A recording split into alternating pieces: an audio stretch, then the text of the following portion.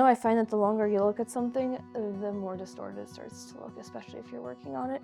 Would you say it's a sunset or a sunrise? And I would say that is based. Hi and welcome. I'm going to be painting a sunset, basically getting myself into that creative state of mind because I started when I was 18, 19, 20, 21, 22, 23, 24, 25. What I want to do is take this tree, put it over here after a sunrise or a sunset is painted, and that will be up to interpretation. Because your interpretation is what's insightful here, a pillar in vitality philosophy is creating room for exploration and openness, as that provides both perspective and direction for what's important and top of mind for you now. First we have lemon yellow, then we have cobalt blue, next we have scarlet red, and then we have translucent white. The entire backdrop is done using the three primary colors, yellow, blue, and red. By using just these three primary colors, all the complementary colors are going to be mixed. So yellow and red together create orange, yellow and blue create green, blue and red together create purple, and the white allows for lighter and darker variations of each color. Adding the color to the canvas is done using a palette knife, which is traditionally used for mixing, yet here I'm using it to lay down the backdrop altogether. Some things I think some hobbies are better to remain hobbies as opposed to something that you sell or get monetized, and I think that's what keeps hobbies special, because you're able to kind of use other portions of your brain without having to worry about the end result. And here what I'm really doing is actually letting you on my internal process of how I think, because so what you're hearing is actually a conversation that I would otherwise have with myself in my head. I really enjoy talking to people and I enjoy coaching, but I feel like I have trouble wanting to solve people's problems, and I don't think people want their problem solved. So when you offer solutions, you face a ton of resistance because people just want to talk to feel seen and heard, not to actually change anything, and that I have found to be something that's difficult for me to accept because I'm looking to grow and looking to develop, and I don't take no for an answer. And one of the most important exercises I ever did was figuring out my values. Link here video to the values. I did this when I was 18, and it was single-handedly the most important thing I've ever done for myself, because our values are written over everything that we do. But the thing is, sometimes when we're not aware of them, we might be acting out values that we're not actually wanting to have, but they are showing that we have those values based on the actions that we're taking. I found that to be very valuable reflection time to get really deliberate on going the direction that I want to go in, as opposed to just, taking and doing what I think I should be doing without really having a clear reason as to why I'm doing that. If you aren't clear on what your values are, your pillars, the things that if you lined everything up else in your life, it kind of makes sense as to why you're focusing your time where you're focusing it. And the sooner that you can have your time be focused where, you'd want to focus it when you're 80, I think the more fulfilling and happy your life will be in the long run. So for me, figuring out those values has been absolutely crucial. That's why for me, I've brought something like this back that I would have otherwise kind of thought about maybe somewhere in the back of my mind, but never really brought to the forefront because there's just so many other more important things to do than sit and paint a sunset and then glue some little flowers that I found from outside falling from a tree. It's like the shell of it, putting them in the shape of a tree, because I think trees are super meaningful for various reasons. And I have a personal analogy that I created for them as well. The tree is an analogy and a framework you can take with you. Unseen but foundational, the tree's roots are made up of all the beliefs and mindsets that you carry with you. They are underneath, unseen, supporting all other growth and development. The roots support a steady trunk, which is structured out of your values and your consistent areas of focus and never-ending improvement. They're at the core of everything for you if you really think about what matters and where your time is going. The big branches going from the trunk, they're the big projects. They're the things you dedicate your time to. It may be school, your work, your profession, health, family, personal, travel. This list is uniquely yours, sports. Smaller branches stemming off the big ones are all the actions that make progress towards what you want, the outcome you're decided you want to attain. From the big projects and the big branches stem all the actions that need to be taken to achieve the outcome that you decided that you want to pursue and attain. The fruit at the end of the branch, or the lack thereof, is the result or the outcome that was created by the effort. The fruit carries the seed, which has the code for growing and creating this type of outcome again in the future if planted. The seed is metaphorical because it can't be lost or taken away. It's knowledge of how to do the thing, and that means you can now replicate it. It's a cycle of growth from seed to tree, but what if you don't really like your tree, or it's really foggy, or you plant and you nurture but don't get the fruit you desire?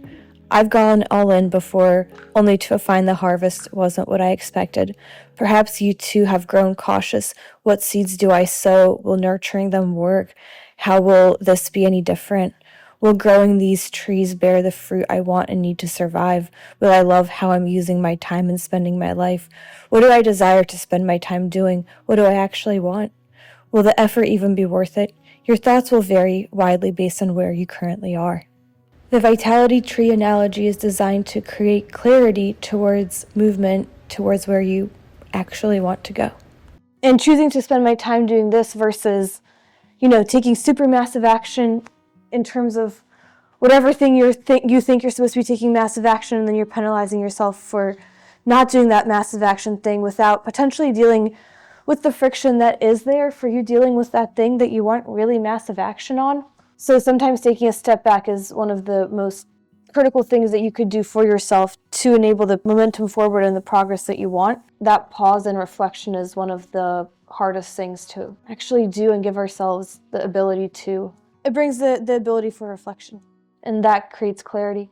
And for you to have clarity as to who you are, what you're doing, why you're doing it, that can make the mundane magical, if you want to so call it, or it can just make it more tolerable, and you see why, and therefore it makes sense for you, and you are choosing to dedicate, and you also are able to put your best work forward because you know that it matters to you, and you see the trajectory.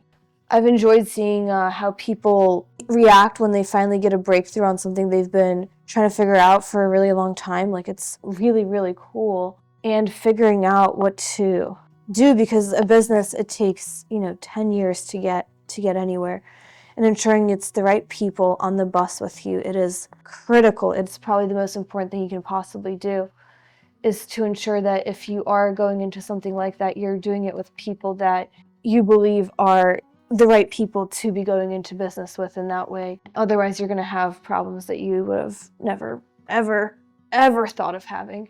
And the amount of time you're spending around them too, they're going to rub off on you harder than any other people. They're going to be in your mind all the time, making sure you spend that time with the right people and picking your partners wisely from the beginning.